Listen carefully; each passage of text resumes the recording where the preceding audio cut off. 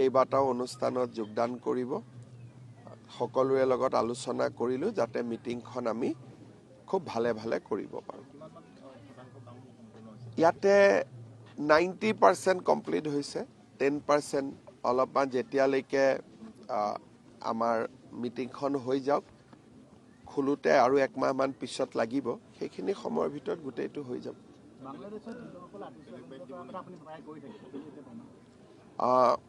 আমি সকলোৱে দেখা পাইছো যে বাংলাদেশত হিন্দু সকলৰ ওপৰত অত্যাচাৰ জীৱনতে অগ্নিত নিক্ষেপ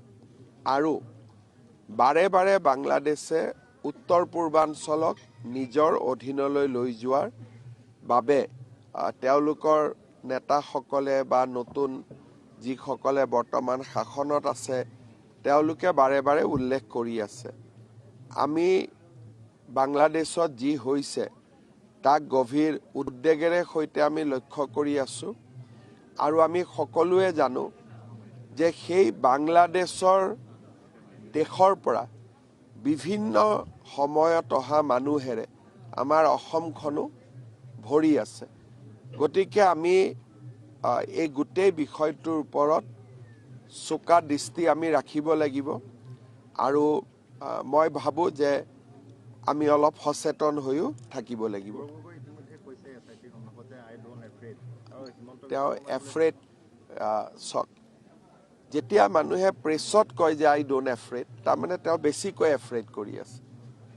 নহলে প্ৰেছত কোনোবাই ক'ব নেকি হয় নহয় যদি এফ্ৰেড কৰা নাই মনে মনে থাকিলে হ'ল হিমন্ত বিশ্ব শৰ্মাই কি কৰে কি নকৰে অসমৰ মানুহে তাক জানে আপুনি যে মোক এই প্ৰশ্নটো সুধিলে ক'ত সুধিছে বৰদোৱা থানত থিয় হৈ ইয়াত ফাঁকি আছে নেকি তাৰমানে আপোনালোকে কোৱা যিবিলাক তেওঁ কয় মোক সুধিবই নালাগে আপোনালোকে নিজে কৈ দিব পাৰে যে হিমন্ত বিশ্ব শৰ্মাই নিজৰ ৰাজনৈতিক জীৱনত এটাও ফাঁকি দিয়া নাই তাৰ উদাহৰণ এইটো বৰদোৱা প্ৰকল্প আজি আপুনি এটা কেমেৰা লৈ এটা বাইট কৰিয়ে দিব পাৰে আৰু তেওঁ কোৱা কথাটোৰ যদি ভিউ 1000 হৈছিলে বৰদোৱা প্ৰকল্পটো দেখুৱাই আপুনি কৈ দিয়াৰ লগে লগে তাৰ ভিউ 1 লাখ হৈ যাব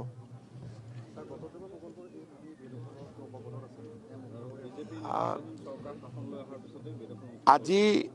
বৰদোৱা থানৰ চাৰিওফালে আমাৰ বেদখল আছিল বেদখল উচ্ছেদ হৈছে আৰু কিছু কৰিবলগীয়া কাম বাকি আছে আৰু আমি পৰ্যায়ক্ৰমে কৰি কৰি গৈ থাকিম আমাৰ এটা লক্ষ্য আছে যে আমি যিমান মাটি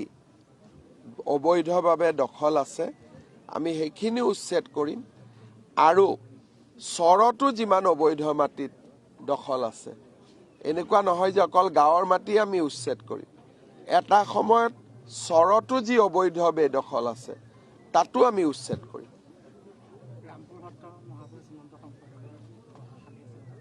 মই যিমান দূৰ পাৰো কৰি আছো আৰু আপোনালোকৰ বিশেষ যদি কিবা অনুৰোধ থাকে যে ইয়াতো কৰিব লাগে ডিচিক ক'লে হ'ল ডিচিয়ে কৰি ল'ব